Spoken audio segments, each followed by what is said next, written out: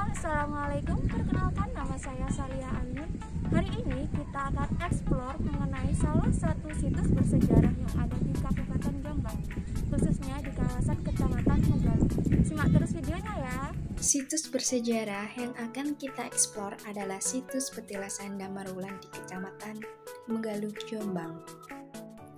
Petilasan Damarwulan terletak di Desa Sudimoro, Kecamatan Megalu, Kabupaten Jombang. Petilasan ini berjarak sekitar 8,5 km dari pusat kota Jombang dan hanya ditempuh selama 15 menit baik menggunakan sepeda motor maupun mobil. Sesampainya di Petilasan Damarwulan, kita akan disambut dengan pemandangan hamparan sawah hijau yang menyegarkan mata.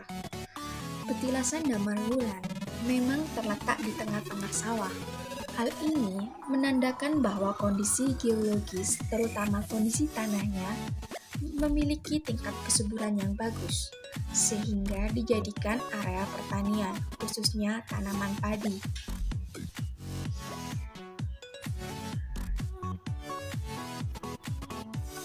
Bisa kita lihat di samping petilasan tersebut, ada beberapa aktivitas ekonomi warga yang bermata pencaharian sebagai petani sedang menanam padi.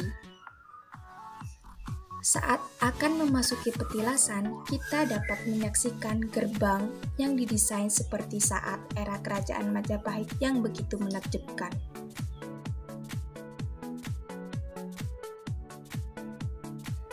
Sebuah petilasan sejatinya bukanlah makam. Petilasan adalah tempat singgah seorang tokoh yang dihormati, seperti Petilasan Damarwulan ini. Saat pertama kali kita memasuki petilasan, kita akan dilihatkan dengan sebuah kolam yang begitu besar, di mana di tengah-tengahnya juga terdapat sebuah pohon yang cukup tua.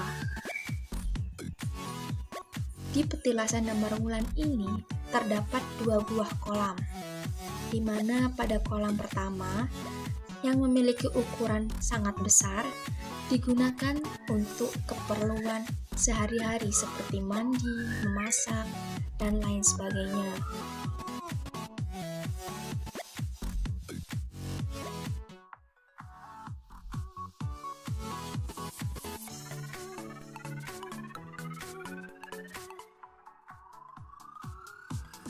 Sedangkan untuk kolam kedua, di mana yang lokasinya tidak jauh dari kolam pertama,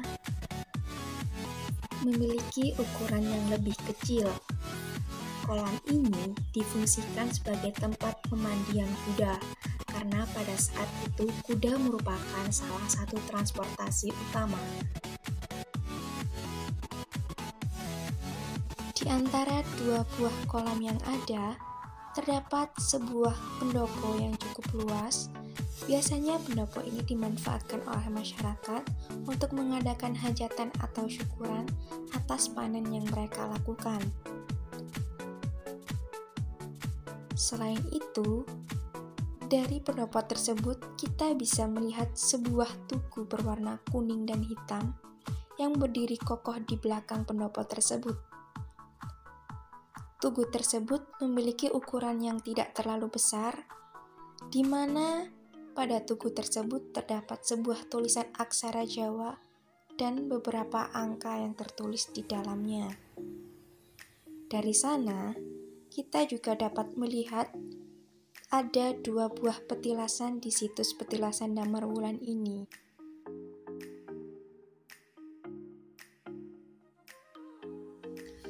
Damarwulan adalah seorang pria yang diyakini sebagai kesatria dari Kerajaan Majapahit.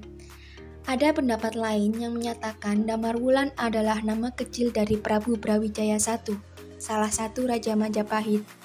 Beberapa kisah menyatakan Damarwulan memang pernah menguasai Majapahit, tapi hanya sebentar. Diceritakan, awalnya Damarwulan mengabdi sebagai tukang rumput kepada Patih Logender. Karena kepandaiannya, Damarwulan dapat menjadi abdi andalan Patih Logender. Alkisah, Minakjinggo, raja dari kerajaan Blambangan yang merupakan kerajaan di bawah Majapahit, ingin melepaskan diri dari Majapahit karena merasa dihianati oleh Ratu Kencana Wungu. Damarwulan adalah kesatria yang ditugaskan untuk menumpas perlawanan dari Minakjinggo. Pertarungan yang begitu sengit terjadi hingga Damarwulan berhasil membunuh Minak Jinggo. Pada akhirnya, Damarwulan dipersunting oleh Ratu Kencono dan menjadi Raja Majapahit. Cerita Damarwulan sendiri hanya bukti artefak dan tidak ada bukti autentik yang paling bisa dipercaya selain sebuah naskah kuno berupa Serat Damarwulan. Serat ini ditulis pada tahun 1815, sedangkan Majapahit hidup pada era tahun 1300 sampai 1500-an. Kelompok Laskar Medang memperkirakan sang kesatria Damarwulan hidup di era Raja Jayanegara yang ada di awal Majapahit. Kita bisa melihat di beberapa titik petilasan masih sering ditemukan sisa-sisa sesajen yang digunakan oleh para pertapa yang mengunjungi dan bermeditasi di tempat ini. Hal ini menandakan bahwa jika masyarakat masih memiliki keyakinan pada benda-benda atau tempat yang dikeramatkan.